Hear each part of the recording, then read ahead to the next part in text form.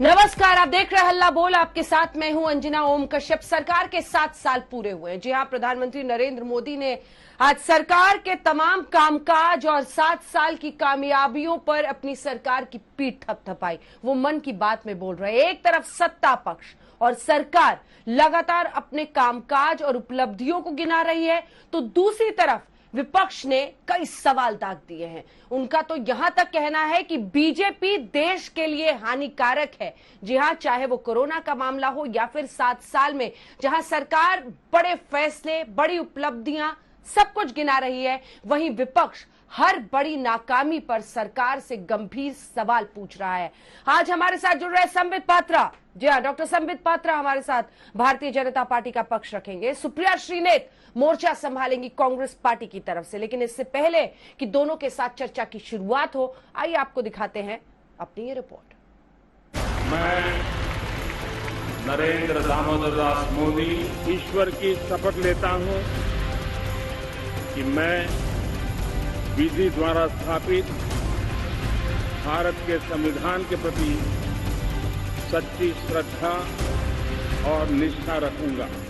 26 मई 2014 को नरेंद्र दामोदर दास मोदी ने पहली बार प्रधानमंत्री पद की शपथ ली थी और 5 साल बाद दूसरी बार नरेंद्र मोदी ने आज से ठीक 2 साल पहले 30 मई 2019 को राष्ट्रपति भवन में प्रधानमंत्री पद की शपथ ली। मतलब ये कि कुल मिलाकर मोदी सरकार के लगातार 7 साल पूरे हो चुके हैं और जाहिर सी बात है, बीजेपी के लिए यह गर्व का विषय है। मोदी सरकार के 7 साल पूरे होने पर बीजेपी ने जश्न तो नहीं मनाया, लेकिन पार्टी ने इसे सेवा दिवस के रूप में मनाने का फैसला किया। अमृतसर में 101 परिवारों को फ्री राशन बांटा गया, तो श्रीनगर में कार्यकर्ताओं ने रक्तदान किया। बीजेपी के लिए बेशक ये संतुष्टि और उपलब्धि का वक्त है, लेकिन विपक्ष सत्ता पक्ष की इस खुशी से कतई इत्तेफाक नहीं रखता। पहले मन की बात में प्रधानमंत्री को सुनिए, उन्होंने अपनी सरकार के 7 साल पूरे होने पर क्या कहा। इन 7 वर्षों में जो कुछ भी उपलब्धि रही है वो देश की रही है, देशवासियों की रही है। कितने ही राष्ट्रीय गौरव के क्षण हमने इन वर्षों में साथ मिलकर अनुभव किए हैं। जब भारत राष्ट्रीय सुरक्षा के मुद्दों पर समझौता नहीं करता, जब हमारी सेनाओं की ताकत बढ़ती है, तो हमें लगता है कि हाँ, हम सही रास्ते पर हैं। कितने ही लोग देश को धन्यवाद देते हैं कि 70 साल बाद उनके गांव में पहली बार बिजली पहुंची है। उनके बेटे बेटियां उजाले में, पंखे में बैठ करके पढ़ रहे हैं। कितने ही लोग कहते हैं कि हमारा भी गांव अब पक्की सड़क से शहर से जुड़ गया है। मन की बात में पीएम मोदी ने पूरे मन से अपनी सरकार की उपलब्धियों का वर्णन किया, लेकिन कांग्रेस ने तो मोदी सरकार को देश के लिए ही हानिकारक बता दिया।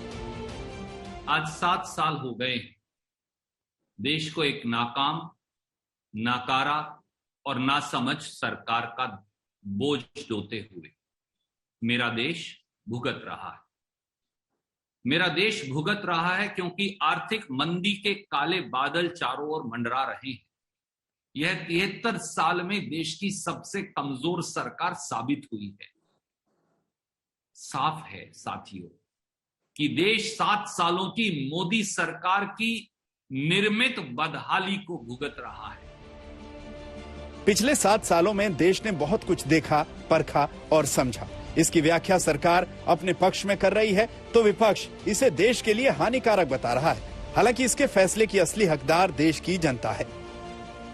प्रधानमंत्री जी ने देश को जो इन 7 वर्षों में मजबूती प्रदान की है, वो उल्लेखनीय भी है और सच में देश को दुनिया में स्थापित करते हुए भारत के नाम को आगे बढ़ाना, इस काम को बखूबी प्रधानमंत्री नरेंद्र मोदी जी के नेतृत्व में ये कार्य संभव हो पाया है। लोगों की मांगे बहुत ही कम होती है। सबको अदानी, अंबानी, टाटा, बिरला नहीं बनना है देश में, बस रोजगार चाहिए ठीक से। तो ये सरकार ने आत्मचिंतन करना चाहिए। क्या 7 साल में देश की जनता को ये सब मिला है?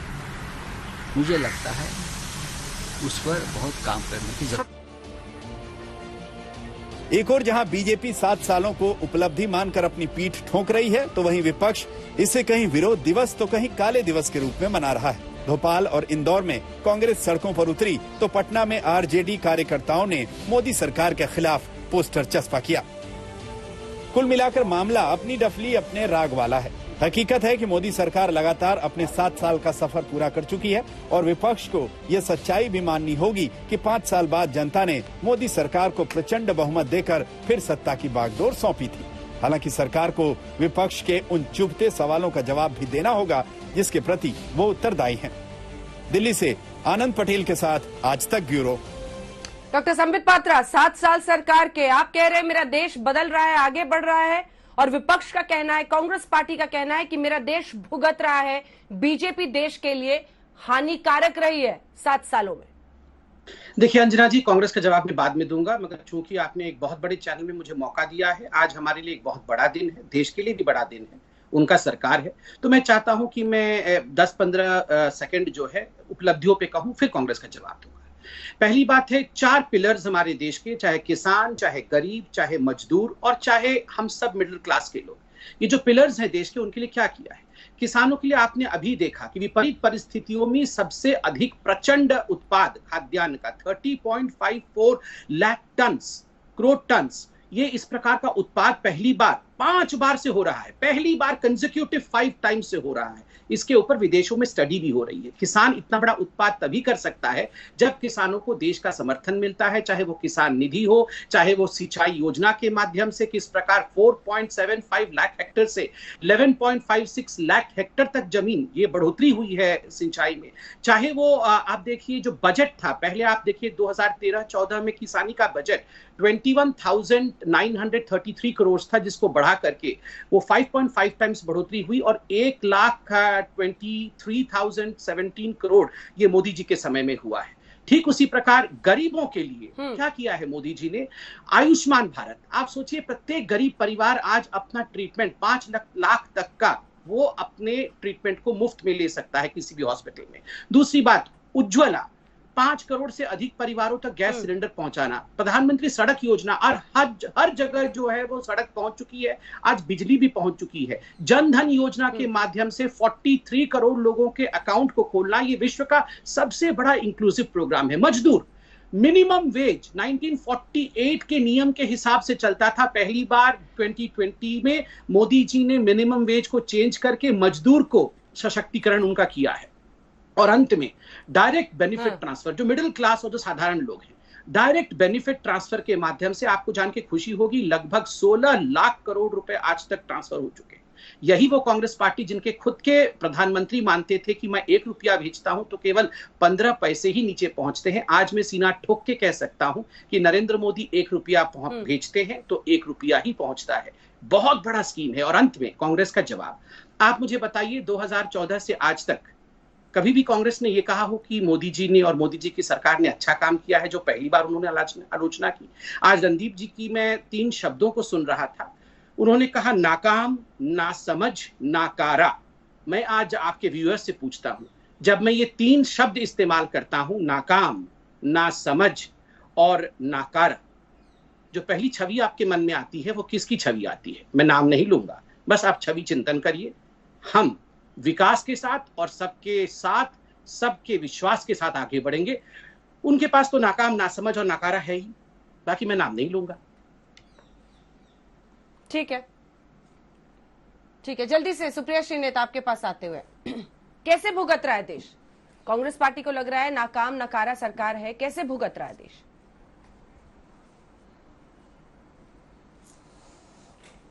स्टूडियो के बाहर सड़क पे चले जाइए और पता चल जाएगा कि देश कैसे भुगत रहा है। उसकी कुछ आंकड़े और कुछ तस्वीरें आपको बता देती हूं। कोरोना काल की तो बाद में बात में करूंगी। प्रॉब्लम्स हमारी देश में, हमारी अर्थव्यवस्था में, हमारे युवाओं के लिए कोरोना के पहले ही मोदी जी की देन थी।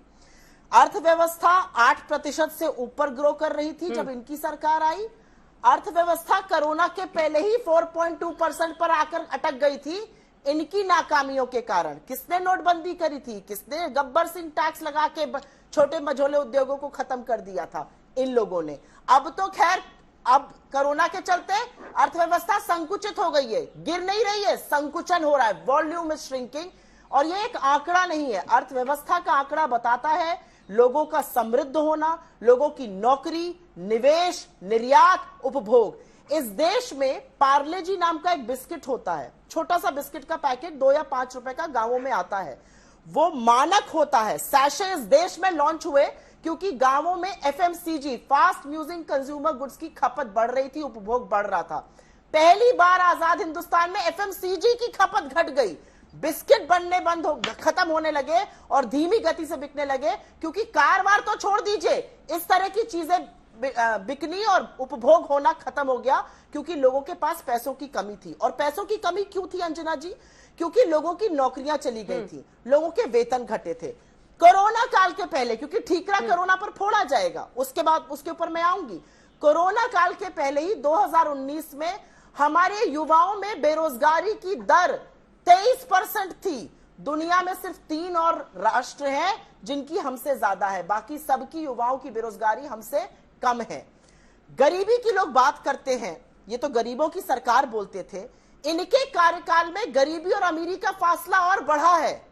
कोरोना काल के दौरान ही इस देश में 177 अरबपति बन गए हैं, लेकिन गरीबों का क्या हुआ है? 1% इस देश की जनता का पिछले 7 साल में 1% जनता के पास 77% राष्ट्रीय संपत्ति पर कब्जा है। जो जिस तरह की डुओपोलीज और मोनोपोलीज क्रिएट करी है, वो मोदी सरकार की देन है।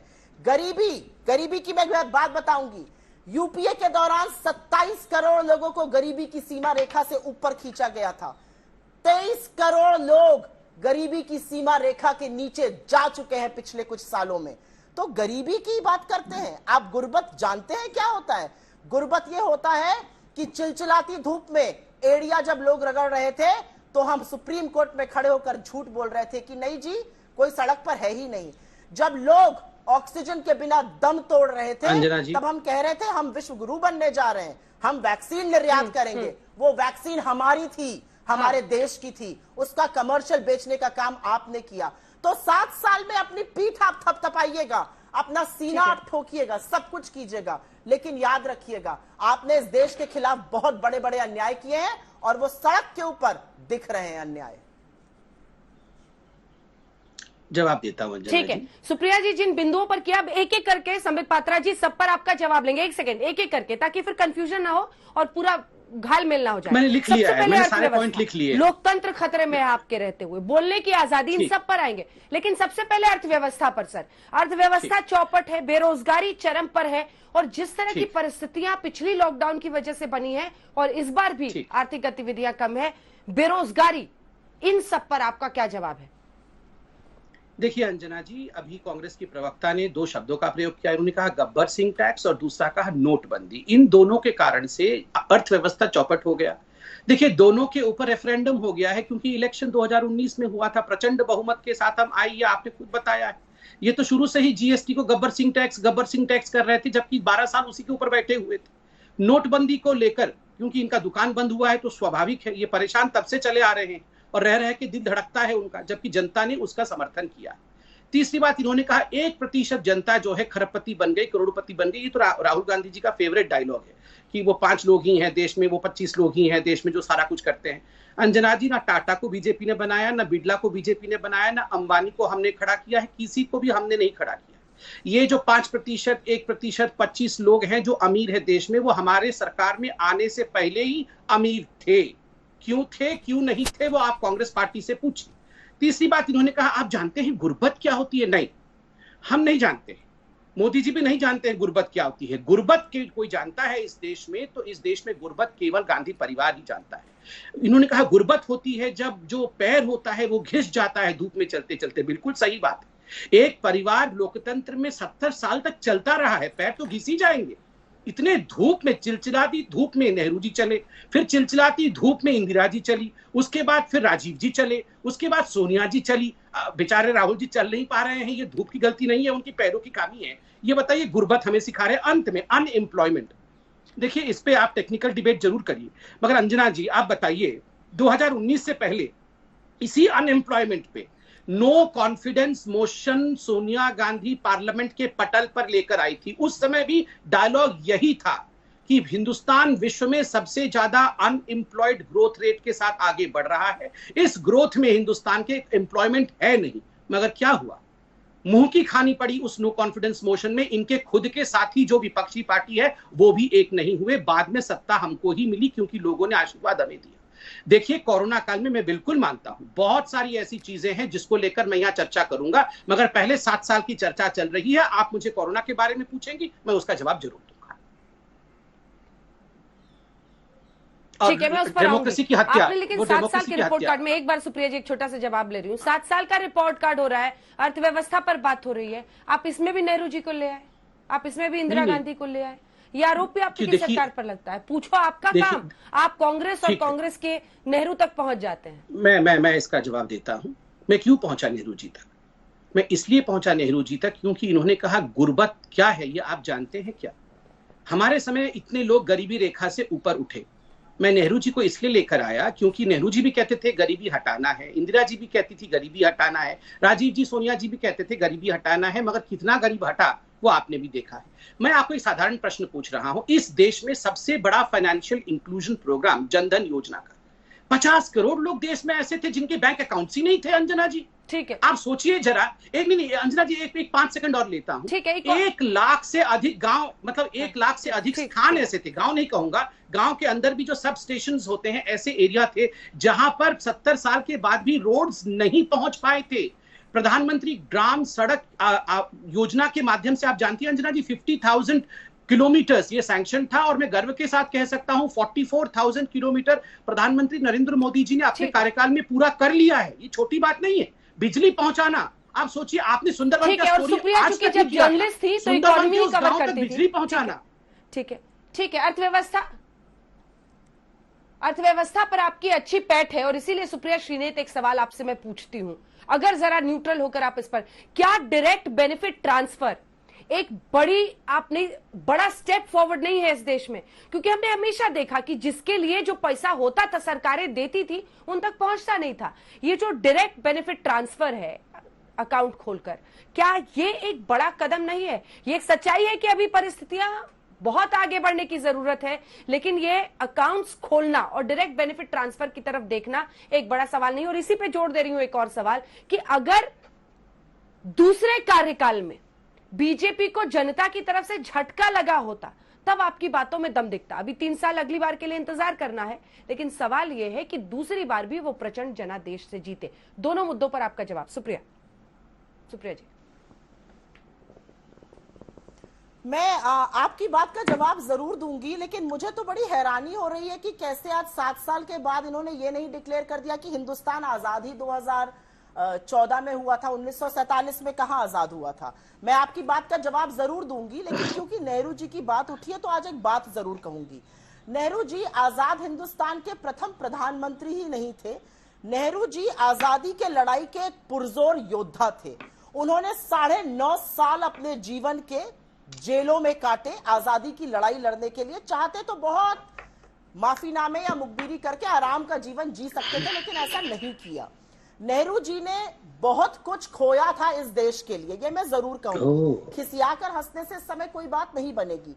नेहरू जी ने मैं कहां खिसिया, मैं तो आरती की थाली सजा रहा हूं। AIIMS, IIM, DRDO, SAIL, BHEL जैसी संस्थाएं बनाई जिनको ये बेचने को तैयार है, जिनके कारण आज देश खड़ा हुआ है। ये मैं नेहरू जी के बारे में बताना चाहती हूँ। इंदिरा जी का नाम लेने से पहले 2 बार सोचना चाहिए भाजपा को, और इसलिए सोचना चाहिए क्योंकि उनके अंदर इतनी ताकत थी।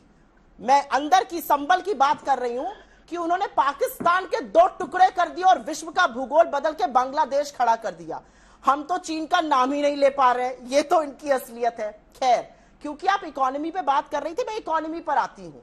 इस देश में पहली बार आजाद हिंदुस्तान में व्हाइट कॉलर जॉब्स, नौकरीशुदा लोगों की नौकरियां चली गई। इसकी जिम्मेदारी कौन लेगा? 11.5% से ज्यादा पर अनएम्प्लॉयमेंट है। ये कहते हैं नौकरियां हैं, आंकड़े तो झूठ नहीं बोलते, और आंकड़े तो आप ही के दिए हुए हैं महानुभाव, आंकड़े तो आप ही की सरकार से आ रहे हैं। वही बता रहे हैं 11.5% अनएम्प्लॉयमेंट है। गरीबी हटाई हमने, 27 करोड़ लोगों को 5 साल में गरीबी की सीमा रेखा से ऊपर खींचा था। महानुभावों ने 7 साल में 23 करोड़ को उसके नीचे ढकेल दिया। तो ये तो इनकी असलियत है। अब आपने बैंक की बात पूछी, अच्छा सवाल पूछा, उसका जवाब मैं देती हूं, लेकिन उसके पहले एक तथ्य आपको और बता देती हूं। आप कॉर्पोरेट जॉब करती हैं, आपका पीएफ कटता होगा, और वो पीएफ अमूमन लोग छूते नहीं है ये सोचकर कि ये रिटायरमेंट पे या बच्चों की पढ़ाई लिखाई में, शादी ब्याह पे, घर खरीदने में खर्चा होगा। आपको पता है मोदी जी की ऐसी कृपा रही कि 45,000 करोड़ रुपए उस पीएफ से लोगों को विड्रॉ करना पड़ा, क्योंकि नौकरियां चली गई और वेतन घट गए। ऐसी कृपा रही। तो जनधन अकाउंट खोलकर अकाउंट बैलेंस जीरो रहना कोई बड़ा काम नहीं है। आप अकाउंट कितने भी खोल लीजिए। किसानों की बात ये कर रहे हैं, एक जवाब उन किसानों की बात जो 6 महीने से सड़कों पर है। भारत माता के सबसे प्रिय पुत्र हमारे अन्नदाता किसान सड़कों पर है। उसको नक्सलवादी और आतंकवादी इन्होंने कहा, लाठियां इन्होंने बरसाई, 500 से ज्यादा किसानों की मौत हो गई। ये किसानों की बात कर रहे हैं। मतलब मैं तो ठीक है, किसानों के मुद्दे पर अब आते हैं। अगले शो में आपने 4 स्तंभों का जब जिक्र किया संबित जी, जी सुप्रिया जी, आपने संबित जी किसानों की बात सबसे पहले की। जी, आपने किसानों की बात सबसे पहले की, लेकिन जो सुप्रिया जी कह रही हैं, किसान सड़कों पर बैठा है। देखिए, ठंड में और कोरोना सबके बीच में, और किस तरह से लोगों की जान भी वहां पर जा रही है। अब सवाल यह है कि ये आपकी ही जवाबदेही, जिम्मेदारी है ना। कब तक बोलिएगा कि किसान विपक्षी पार्टियों के हैं? किसान बैठे हैं सर, और आज भी कह रहे हैं कि जब तक उनकी बात नहीं मानी जाएगी घर वापसी नहीं। ये किसकी जवाबदेही है? मैं हमारी जवाबदेही है, शांति से जवाब दूंगा। अंजना जी, अगर सारे किसान देश के सड़क पर बैठे हुए हैं तो ये 30.54 करोड़ टन जो सबसे रिकॉर्ड बम्पर उत्पादन हुआ है इस बार खाद्यान्न का, दलहन, तिलहन, गेहूं, चावल, सबका, ये क्या रणदीप सुरजेवाला और राहुल गांधी जाके किसानी कर रहे थे? इन्होंने खेत चलाया है, हल उन्होंने जोता है, जो इतना कुछ प्रोडक्शन हो गया। ये बात मत कहिए कि सारा किसान जो है नाराज होकर रास्ते पे बैठा हुआ है। नहीं, हाँ, मुट्ठी भर लोग जरूर आंदोलन कर रहे हैं, और वो क्यों कर रहे हैं, कैसा कर रहे हैं, वो 26 जनवरी में भी हमने देखा। अभी चार्जशीट भी आया है, और कोरोना काल में कोविड प्रोटोकॉल को तोड़ते हुए किस प्रकार से जान को जोखिम में डाल रहे हैं। मुझे माफ करिएगा, जिन लोगों ने 26 जनवरी में हमारे लाल किले के ऊपर हुड़दंग किया, मैं उन्हें अन्नदाता नहीं कह सकता। जिन्होंने बम्पर प्रोडक्शन दिया है, मैं उन्हें अन्नदाता कहूंगा, उनके पैर को छूकर नमन भी करूंगा। ये संभव नहीं होता है। सरकार ने उनको क्या दिया है जो ये संभव हुआ बम्पर उत्पाद होना? अब देखिए, किसान सम्मान निधि 6,000 रुपए। देखिए, बहुत सारे ऐसे नेता हैं जिनके लिए तो ये 6,000 रुपए इंस्टॉलमेंट कुछ मायने नहीं रखता होगा, क्योंकि उनके लिए 500-1,000 रुपए तो वो कॉफी चाय में पी लेते होंगे। मगर 6,000 रुपए प्रतिवर्ष किसान को देना, और किस प्रकार से 1,37,000 करोड़ रुपया ये किसान सम्मान निधि के माध्यम से वेरियस इंस्टॉलमेंट, और कोरोना काल में मोर देन 84,000 करोड़ रुपीस ये जो किसानों को दिया गया है, किसानों का बहुत बड़ा संबल। अभी जो बॉर्डर पर बैठे हैं सर, वो किसान है या हुड़दंगी है? ये साफ कर दीजिए संबित जी। देखिए, अभी जो बॉर्डर पर बैठे हैं, हुड़दंगी है, किसान है? अंजना जी, मैं उनका नामांकन नहीं करूंगा, मगर अंजना जी, मैं बहुत स्पष्ट शब्दों में कहूंगा, जिन लोगों ने 26 जनवरी का हुड़दंग किया, जो लोग अभी कोविड रूल्स को नहीं मानते हुए, आपने देखा कितना बड़ा वेव कोविड का चल रहा है, उसमें खिलवाड़ कर रहे हैं, मैं उनका कोई नामांकन नहीं करना चाहूंगा। मगर मैं सिर्फ इतना पूछ रहा हूं, देश का किसान कामगार है, देश का किसान मेहनती है, और ये बम्पर प्रोडक्शन दे रहा है। विश्व का रिकॉर्ड आप जानती हैं, गेन संस्था है, global agricultural information network, gain, जो यूएस एग्रीकल्चरल मिनिस्ट्री का है, उसने क्या कहा है? स्टडी करने की आवश्यकता है कि 5 कॉन्जिक्यूटिव ईयर तक इंडिया में इस प्रकार का बम्पर प्रोडक्शन कैसे हो रहा है। हमेशा दाल, आप याद करिए, दाल के रेट बढ़ के 100 रुपए 200 रुपए होते थे। ठीक है, इसका जवाब देंगे का प्रोडक्शन रिकॉर्ड हो रहा है। कौन प्रोडक्शन कर रहा है, आप बताइए? अगर सारे किसान सड़क पे बैठे हुए हैं। ठीक है, सुप्रिया जी इसका जवाब देंगे, लेकिन ये आरोप सही नहीं है ना कि सारी की सारी पब्लिक गैदरिंग इतनी पूरे देश में होती रही, और आप सिर्फ कहें कि किसानों के आंदोलन की वजह से कोविड देश में फैला। ये तो नहीं कोई स्वीकारेगा ना। सवाल ये है कि पब्लिक गैदरिंग होती रही, चुनाव होते रहे, तमाम धार्मिक आयोजन होते रहे, कहीं पर क्रिकेट मैच होता रहा। अंजना जी, किसानों में सबकी नींद जाग जाती है कि किसानों की वजह से कोरोना फैल रहा है, लेकिन सर पब्लिक गैदरिंग होती रही, देश के तमाम हिस्सों में होती रही। किसने रोक लगाई? किसने रोक लगाई? आप भी लॉकडाउन पहली बार डिक्लेयर करने के बाद बैकफुट पर थे सर। ठीक, सुनिए अंजना जी, मैंने अंजना जी इस पूरे डिबेट में आप देख लीजिए, मैंने कहीं नहीं कहा कि किसानों के उसी आंदोलन के कारण देश में कोरोना फैला। मैंने कहा कोविड प्रोटोकॉल को फॉलो नहीं किया, और बार बार ये जो कांग्रेस पार्टी की एक इच्छा है कि वो कुंभ को हर जगह लेके आए, धार्मिक कॉन्ग्लोमरेशन को, कुंभ को बदनाम पूरा करो और बाकी कॉन्ग्लोमरेशन के बारे में बात मत करो, यही तो टूल किट है। और क्या टूल किट है? सुप्रिया जी जवाब दीजिए, सुप्रिया जी जवाब दीजिए। वो कह रहे हैं कि रिकॉर्ड उत्पादन हुआ, वो जो कर रहे हैं रिकॉर्ड उत्पादन, वो किसान कि बहुत सारे उनको वो नमन कर रहे हैं, और दूसरा कुंभ पर उनका मुझे ऐसा लगता है बहुत सारे सवालों का जवाब तो अनायास यही दे गए। भारत में रिकॉर्ड उत्पादन आज से नहीं, हरित क्रांति से शुरू हुआ था, और हमने और आपने सब इसके बारे में पढ़ा है, हमारे माता पिता ने इसके बारे में हमें बताया है। हरित क्रांति कब आई थी? व्हाइट रेवोल्यूशन, जब दूध की रेवोल्यूशन हुई भारत में, कब आई थी? अगर ये बोलेंगे बीच में तो मैं चुप हो जाती हूँ। आप इनके साथ शो कर लीजिए, भद्दी तरीके से शो मत करिए, अपने फिगर से बात करिए। हाँ, बीच में बोल रही थी मैडम, अभी थोड़ी देर पहले बोल तो रही थी आप। अरे मैं कुछ नहीं, आरती की थाली रेडी कर रहा था नेहरू जी के लिए, और कुछ नहीं। बोलिए, मैं डिस्टर्ब नहीं करूंगा। ठीक है, बोलिए। ठीक है, सुप्रिया जी बोलिए। जिस दिन वो कर लीजिएगा सारे पाप आपके धुल जाएंगे नेहरू जी की। हाँ, अभी ही करूंगा, लाइव शो नहीं करूंगा। सवालों का जवाब दे दिया। आखिर किसके कार्यकाल में हरित क्रांति आई? उत्पादन बम्पर कब शुरू हो गया? जब हरित क्रांति आई देश में। आपको याद है ना, एमएस स्वामीनाथन ने जब ग्लूटेन लगाया था तब हरित क्रांति आई थी। व्हाइट रेवोल्यूशन कब हुआ? दूध का उत्पादन बम्पर कब बढ़ा? हमारी नीतियों की वजह से बढ़ा। उसके बारे में बात करेंगे नहीं, पूछेंगे क्या हुआ? ये हुआ था हरित क्रांति का जो आप आज यहाँ पे बात कर रहे हैं, वो तब शुरू हुई थी। किसानों की बात कुछ कर रहे थे 6,000 रुपए की। मैं आपको एक आंकड़ा बताती हूँ, और मैं किसान परिवार से हूं।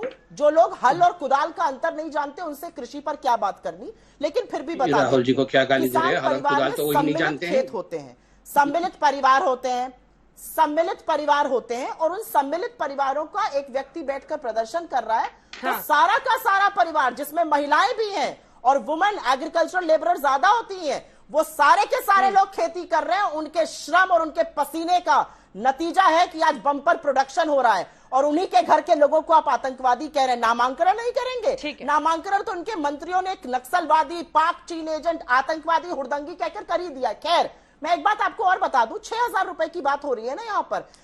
जीएसटी लगा ट्रैक्टर पर, खाद पर, कीटनाशक पर। सवाल ये है कि आज जो परिस्थितियां देश में बनी है, कोई भी ये कहेगा कि आप ठीक है, आप जहां पर हैं, लेकिन जो लोग बैठे हैं उनकी भी जान को कहीं ना कहीं एक खतरा तो बनता ही है कोविड के इस काल में, अगर वो आंदोलन करते हैं और आप लोग तमाम राजनीतिक पार्टियां समर्थन देती हैं। सुप्रिया जी, बात पूरी कीजिए। मैं इस बात का जवाब जरूर दूंगी, आपने बिल्कुल सही सवाल पूछा है, इसका जवाब मैं बिल्कुल दूंगी, लेकिन उसके पहले मैं एक बात कहना चाहती हूँ। 6,000 की बात होती है, चलिए ठीक है, आपकी बात मान भी ली जाए। इस देश में 14.5 करोड़ से ज्यादा किसान हैं। 6 करोड़ किसान क्यों वंचित रखे हैं आपने? पहली चीज। दूसरी चीज मैं ये पूछना चाहती हूं कि 6,000 तो रुपए आप दे रहे हैं किसानों को, लेकिन जो कृषि का दाम आपने बढ़ा दिया है पर हेक्टेयर, 15,000 रुपए पर हेक्टेयर बढ़ा दिया है, उससे 2.5 लाख करोड़ तो आपने किसानों से ऑलरेडी वसूल कर लिया, चाहे वो जीएसटी पर हो, कीटनाशक दवाइयों पर, खादों पर, ट्रैक्टर पर, या डीजल के बढ़े हुए दाम हो, 90-100 के पार पेट्रोल है। इस तरह की बातें जब ये करते हैं तो लगता है कि इनके बाएं हाथ को इनके दाहिने का ही पता नहीं। अगर पता होता तो समझते खेती होती कैसे है और की कैसे जाती है। खेती के बारे में पता नहीं, आ जाएंगे यहाँ पर खेती का प्रवचन देने। खैर, आपने जो बात कही, मुद्दा आपका सही है, लेकिन मैं इसका जवाब जरूर दूंगी, और जवाब ये पूछ कर दूंगी, किसान वहां बैठने को क्यों मजबूर हुआ है, ये मैं पूछना चाहती हूँ। किसान बैठने को इसलिए मजबूर हुआ क्योंकि सरकार ने राष्ट्रीय राजमार्ग खुदवाकर कीले गुड़वाई तार लगवा दिए वहां पर। तो मैं पूछना चाहती हूँ कि किसने ऐसा किया? किसान को किसने बैठने के लिए मजबूर किया? किसानों को अप्रूवल तो चाहिए नहीं था, किसान तो आपसे आके बात करना चाहते थे, आपने किसान को वहां मजबूरन बिठाया। बड़ा दिल करिए, बात करिए, आप तो एक फोन कॉल दूर थे। आज क्या हुआ? आज उस फोन कॉल को छोड़ के 22 जनवरी के बाद एक मीटिंग नहीं हुई है किसानों से, तो पूछिए जरा कब होगी किसानों से बात? अरे इतना आंदोलन अगर किसी देश में किसी सरकार के नीचे होता है, सरकार के खिलाफ होता है संबित जी, तो जवाबदेही और जिम्मेदारी सरकार की होती है, उसको भी विपक्ष पर नहीं फोड़ सकते हैं आप उसका ठीकरा। ये तो आपकी सरकार को ही मैनेज करना होगा। और फिर इसी के साथ उस सवाल का भी जवाब दीजिए। ये आरोप लगता है कि आपकी सरकार को आलोचना पसंद नहीं है, आप उसे दबा देते हैं, उसे स्वीकारते नहीं, और आपकी पूरी की पूरी प्रोपेगेंडा ब्रिगेड लग जाती है उन आलोचना करने वालों को ही झूठा साबित करने में। समझिए अंजना जी, पहले किसानों का जवाब दूंगा और उसके बाद ये जो लोकतंत्र रोज रोज खतरे में आता है 2014 के बाद, उसका जवाब दे दूंगा।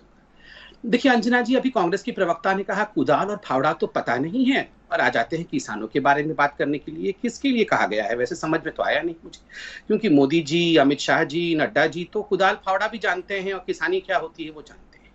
अब पता नहीं राहुल जी कुदाल फावड़ा का अगर चित्र भी बना के रख दे सामने में तो वो जान पाएंगे कि नहीं कुदाल कौन सा है, फावड़ा कौन सा है। खैर वो तो राहुल गांधी जानते हैं।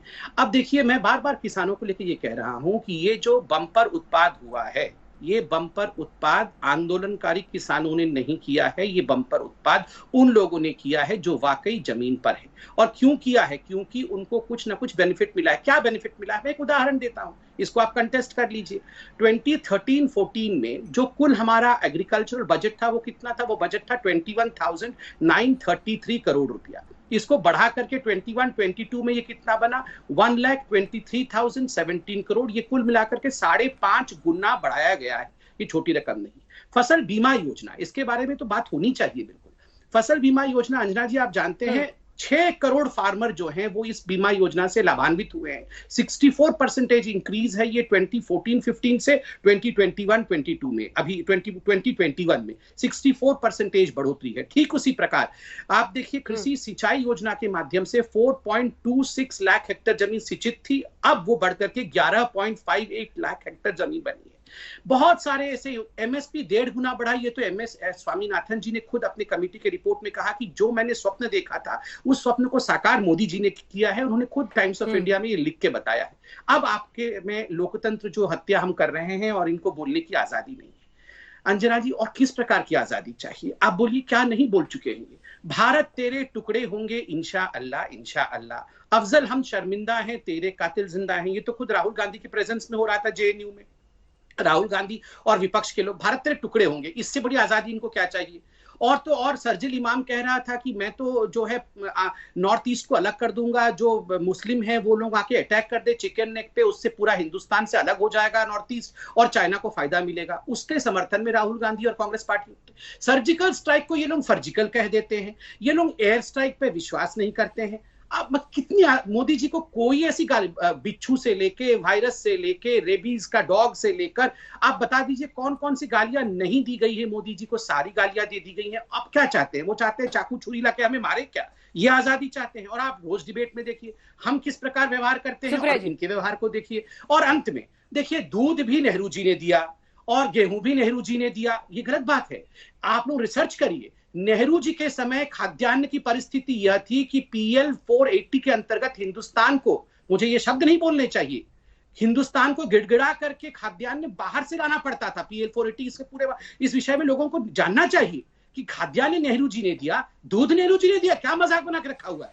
इंसान है, भगवान नहीं है। और आप अगर लगता है कि आप भूल जाएंगे नेहरू जी से, तो मैं बिल्कुल कहता हूं, मैं आरती की थाली लाकर इस पूरे डिबेट के बाद नेहरू जी की आरती भी कर दूंगा, कोई बात नहीं है। सुप्रिया जी, दोनों पर आपका जवाब। अनर्थक और अनर्गल बातों का, हाँ, अनर्थक और अनर्गल बातों के लिए ना मेरे पास वक्त है ना मुझे लगता है कि आपके व्यूअर्स अनर्थक नहीं होता, निरर्थक होता है। निरर्थक, अनर्थक शब्द नहीं। कीनिया आज भारत को 12 टन की, हमारे यूपी में अनर्थक बोला जाता है, हो सकता है आपके यहाँ ना बोला जाता हो। अनर्गल बातें मत करिए, शांत रहिए। कीनिया आज भारत को 12 टन अनाज बेच रहा है। यहां तो हमें मोदी जी ले आए कि कीनिया जैसे देशों से अब अनाज जा रहा है। तो ये वाली बातें आप बताइए, कीनिया से अब हम ग्रांट ले रहे हैं। खैर चलिए, कोई बात नहीं। गलत आदमी से गलत पंगा नहीं लेना चाहिए। एग्रीकल्चर और एलाइड बजट अगर मैं पूछ लूंगी तो बता नहीं पाएंगे, और ये भी नहीं बता पाएंगे कि इस वर्ष के वित्तीय वर्ष में एग्रीकल्चर। अंजुना जी, मैं बीच में सुप्रिया जी पूरा कर ले, करूंगी, आप डिबेट करिए। एक बार सुप्रिया जी पूरा कर ले। संबित जी, मैं नहीं बोलूंगी, एक बार सुप्रिया जी को। ठीक है, पूरा करे वो, आपसे मैं जवाब लूंगी। प्लीज ओके, बोलिए सुप्रिया जी। मैं बीच में नहीं बोली थी, और अगर आपके आपकी बात में इतना दम है तो आप अपने टर्न का वेट करिए, बौखला काहे जा रहे हैं बीच में, क्यों किसी का प्रवाह रोकने की कोशिश कर रहे हैं। खैर कोई बात नहीं। अंजना जी, ऐसा है एग्रीकल्चर और एलाइड बजट जो है ना इस देश का, वो इस वित्तीय वर्ष में घटा दिया गया है। इनको पता नहीं होगा जो प्राइम मिनिस्टर किसान सम्मान योजना उसका आउटले घटा दिया गया है, इनको पता नहीं होगा। इनको ये नहीं पता होगा कि फसल बीमा योजना अब अधिकतर जगहों पे बंद कर दी गई है क्योंकि 26,000 करोड़ का मुनाफा प्राइवेट इंश्योरेंस कंपनीज को हुआ था, ये पता नहीं होगा। मैं आपको एक छोटी सी बात बताती हूँ किसानों के ऊपर से, आपने क्योंकि आजादी की बात पूछी थी, बोलने की आजादी की। आज इस देश में एक पत्रकार है जो दिखाता है कि मिर्जापुर में नमक और रोटी बच्चों को खिलाया जा रहा है, उसके ऊपर देशद्रोह का मुकदमा हुआ। कोरोना काल में देवरिया के एक अस्पताल में एक लड़की से पोछा लगवाया जा रहा है, उसकी मां वहां एडमिट है, उसके ऊपर देशद्रोह का मुकदमा हुआ दिखाने के लिए। मुसहर घास खा रहे प्रधानमंत्री के वाराणसी कंस्टिट्यूएंसी में देशद्रोह का मुकदमा हुआ। यहां पर पूछने की सवालों की बात पर देशद्रोह का मुकदमा कैसे हो जाता है, मुझे बताइए। अगर अभिव्यक्ति की आजादी है और हम एक लोकतांत्रिक देश है तो सवाल पूछना सरकार से अलोकतांत्रिक कैसे हो जाता है? और चलिए अगर हो भी जाता है, अगर आप तड़ातड़ देशद्रोह के मुकदमे लगाते भी हैं तो आपकी जो फ्रंटल एजेंसीज हैं वो क्यों नहीं प्रूव कर पाती हैं? दिल्ली पुलिस कहीं कहीं तो एफआईआर के बाद चार्जशीट ही नहीं लगा पाती है, रिप्लाई नहीं कर पाती है, कोर्टों की झाड़ सुननी पड़ती है। तो मुझे एक बात बताइए, जिस देश में बोलने की आजादी हमारे संविधान ने दी है तो इनकी दो टुच्ची बातों से कोई डर थोड़ी जाएगा। मैं छोटी सी एक बात कह के अपनी बात खत्म कर रही हूं। बोलने की आजादी सबको है, लेकिन उसी बोलने की आजादी से जब हमारे देश में, गांधी के देश में गोडसे के उपासक गोडसे की जय जयकार करते हैं, उनको मोदी और शाहजी कैसे फॉलो करते हैं जरा मुझे बताइए। उनके खिलाफ क्या एक्शन लिया जाता है? क्या वो देशद्रोह नहीं है? क्या वो राष्ट्र के खिलाफ द्रोह नहीं है? उनके खिलाफ क्या एक्शन लिया जाता है? उनको तो very proud to be followed by फलाना, very proud to be followed by ढिमकाना।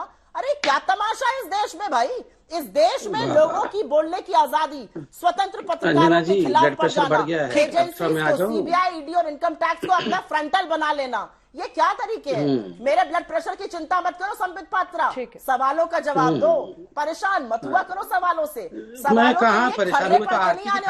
आलोचना करने पर आप अपनी एजेंसियां, ठीक है, फिगर्स कोट करना, आलोचना करने पर आप अपनी एजेंसियां उनके पीछे छोड़ देते हैं। जो राजनीतिक प्रतिद्वंदी रहता है उसका आप मुकाबला करते हैं अपनी एजेंसियों के जरिए। ठीक है, प्लीज जवाब लेते हैं। और सरकार की तरफ से ऐसे लोग जो गोडसे के भक्त हैं, उनके आपके जो सर्वोच्च लोग हैं उनको फॉलो करते हैं। अरे अंजना जी, आप तो, मैं बोल रहा हूँ बाकी सबको छोड़ दीजिए। ये हम दो भाई बहन तो हर दिन आपके डिबेट में आते हैं ना। अरे आप हमारी लास्ट 5 डिबेट निकाल दीजिए। टुच्ची, कमीना, पता नहीं क्या क्या शब्दों का प्रयोग इन्होंने हमारे प्रधानमंत्री और हमारे सरकार के लिए किया हुआ है। क्या कर दिया हमने अपनी बहन के खिलाफ? कुछ किया क्या? कुछ नहीं किया। और तो और इन्होंने तो भेजा था मणिशंकर अय्यर को पाकिस्तान। मोदी की सरकार को गिराना होगा। अरे वो तो एंकर बेचारा वहां तरतरा गया कि हम कैसे गिराएंगे मोदी की सरकार। ना गिराना ही होगा मोदी की सरकार को। क्या कर दिया मणिशंकर अय्यर का? कोई गिरफ्तारी कर दी मोदी जी ने मणिशंकर अय्यर का? अरे कुछ नहीं किया अंजना जी। ये क्या बोल रहे हैं कि हमने किसी को फॉलो कर दिया ट्विटर इत्यादि पे? मैं तो बार बार बोल रहा हूँ, रविशंकर जी भी 2 दिन पहले आपके चैनल पे आके बोल के गए थे, ये लोग ट्विटर को और ये जो प्लेटफॉर्म्स है उसको बचाने की कोशिश न करें। अगर हमारे देश में आप सामान बेचने आए हो, हमारे देश में आप व्यवसाय करने आए हो, तो हमारे देश के कानून को पालन करना पड़ेगा। ये कांग्रेस पार्टी को अच्छा लगे, कांग्रेस पार्टी को बुरा लगे, इससे हमें कोई मतलब नहीं है। हमारे देश के कानून को पालन करना पड़ेगा, नंबर 1। नंबर 2, मैं यहाँ जानना चाहता हूँ, क्यों, एक सेकंड अंजना जी, आप आ जाइएगा। आप तो आ ही जाती हैं, अभी रुक जाइए, अभी रुक जाइए, थोड़ी देर बाद। अंजना मैं बोल रहा हूँ अंजना जी क्या कारण है जो 2008 पूरा कर ले सुप्रिया जी, वो पूरा कर ले। अंजना जी, आप बोल रहे हैं देशद्रोह। देशद्रोह क्या होता है मैं बताता हूँ। देशद्रोह होता है जब चाइना के साथ डोकलाम स्टैंड ऑफ चल रहा हो और पूरा गांधी कुनबा चाइनीज टेंट के नीचे पकड़ा जाए रंगे हाथ। पहले तो मना कर रहे थे कि हम तो है ही नहीं, फिर फोटो जारी हो गई तो बोल रहे अच्छा ठीक है हम ही है। क्या कर रहे थे? 2008 में माँ बेटे जाके चाइना में हस्ताक्षर करके आते हैं कि पता नहीं कितने पैसे का आदान प्रदान होता है। आज तक चाइना को बचाने में लगे हुए हैं। क्या कारण है मैं ये पूछता हूं। वो होता है देशद्रोह। मगर क्या हमने माँ बेटे को या इनके किसी भी सदस्य को देशद्रोह में जेल में डाल दिया? बिल्कुल नहीं। आप षड्यंत्र करिए, आप पाकिस्तान के साथ, चाइना के साथ षड्यंत्र करिए, हम बचाने वाले हैं देश को ना। आप देश बेचिए, आप देश बर्बाद करिए, बचाएंगे हम, जिसको कुदाल भी क्या है पता है, फावड़ा भी क्या है पता है, और सर्जिकल स्ट्राइक भी कैसे करना है यह भी पता है। आ जाइए। ठीक है, एक छोटा सा जवाब ले लेते हैं सुप्रिया जी से इस पर, क्योंकि आप डायरेक्ट आरोप लगा रहे हैं। जी मैं आ जाऊं। सुप्रिया जी। अंजना जी, मैं इसका जवाब जरूर दूंगी, और जवाब उन लोगों को तो मैं जरूर सुनाऊंगी जो चीन का नाम नहीं ले पाते हैं। डेप्सांग से चीन पीछे हो गया, इस बात का जवाब दीजिए। सबने कहा था कि आर्मी ने बहुत बड़ी बढ़त हासिल करी है ब्लैक टॉप कब्जा करके, क्यों ब्लैक टॉप छोड़ दिया? डेप्सांग से चीन को निकाल नहीं पाए, 18 बार मिलकर गलबैया महाबलीपुरम से लेकर साबरमती तक करते रहे मोदी जी। क्या मतलब था इन सब मीटिंग्स का? सबसे ज्यादा दौड़ दौड़ कर क्यों जाते थे चीन? क्या रिश्ता है चाइना के साथ? वो केमिस्ट्री और आत्मीयता क्या थी? हमारे देश को उसका खामियाजा, हमारी भूभागीय अखंडता को उसका खामियाजा भुगतना पड़ रहा है, ये मैं पूछना चाहती हूं। और मेरी परवरिश ऐसी नहीं है कि मैं इतने गंदे शब्दों का प्रयोग करूं। ये आपकी आईटी सेल, आप जैसे प्रवक्ताओं और आपके मंत्रियों का काम है कि हमारे लीडर्स के खिलाफ कुछ कहिए। हम एक गरिमामय पार्टी है और एक गरिमामय, 2 लाइन में जवाब समझ जी, वक्त खत्म हो रहा है। नहीं हूं, और इसलिए नहीं करती हूं क्योंकि मैं ठीक है, चीन का नाम लेने की हिम्मत नहीं दिखाती आपकी सरकार। आंकड़ों पे बात कर सकिए तो करिए प्लीज। मैं आप ये चिल्लाएंगे, बोलने नहीं देंगी लास्ट कहाँ दिखा पा रहे हैं? सुप्रिया जी, 2 लाइन में जवाब। चीन का नाम नहीं लेते आप, ये जोकरपंती करेंगे और अपमानित भाषा। राहुल गांधी सुप्रिया जी, प्लीज, एक नंबर प्लीज, इसकी जरूरत है नहीं, चिल्लाओ मत। इसकी जरूरत है नहीं। जल्दी से संबित जी, वक्त खत्म। अनपढ़ महिला से क्यों कैसे बात कर रहा है? इस अनपढ़ महिला से क्यों उतर आते हो? अनपढ़। ठीक है, संबित जी 2 लाइन में जवाब दीजिए, आवाज नहीं चीखी। मैं अनपढ़ हूं, मैं बदतमीज हूं, मैं सब कुछ। बोलने नहीं देगी। तुम 2 कौड़ी के नाली के कीड़े हो। अरे नाली के कीड़े, चुप हो जा, नाली के कीड़े। क्या बोल रहे हो ये? सुप्रिया जी, क्या है ये? सुप्रिया जी, नाली का कीड़ा। अरे क्यों करेंगे आप? और वो क्या बोल रहे हैं? 2 लाइन में चीन के, आवाज नीचे कीजिए। चीन का नाम लेती नहीं है आपकी सरकार। संबित जी जवाब दीजिए। चीन का नाम लेने की हिम्मत नहीं दिखाती आपकी सरकार। प्लीज टॉपिक पे बोलिएगा, प्लीज। मैं टॉपिक पे ही बोल रहा हूँ, इनकी आवाज आप कम रखिए तभी तो बात करूंगा ना। अंजना जी, ये राहुल गांधी के कहने पर सरकार का आकलन होगा कि हम चीन का नाम नहीं लेते। अरे मैं आज मैं कहता हूँ कि हमारे सैनिकों ने चीन का बदला लिया, उनके सैनिकों को मारा, मगर क्या कारण है कि ये हमारे सैनिकों पर विश्वास नहीं करते हैं? क्योंकि माँ बेटे ने पैसा खाया है चीन का। That is the reason. माँ बेटे बिके हुए हैं चीन से, माँ बेटे एजेंट हैं। मन की बात में प्रधानमंत्री नरेंद्र मोदी ने सरकार की 7 साल की उपलब्धियां एक तरफ गिनाई तो दूसरी तरफ लगातार विपक्ष और खास तौर पर कांग्रेस पार्टी सरकार को देश के लिए गलत और भुगतने की स्थिति बता रही है। जी हां, बीजेपी का दावा है कि मेरा देश बदल रहा है, आगे बढ़ रहा है। कांग्रेस का कहना है कि देश भुगत रहा है। इसी पर आप देख रहे थे हल्ला बोल। देखते रहिए।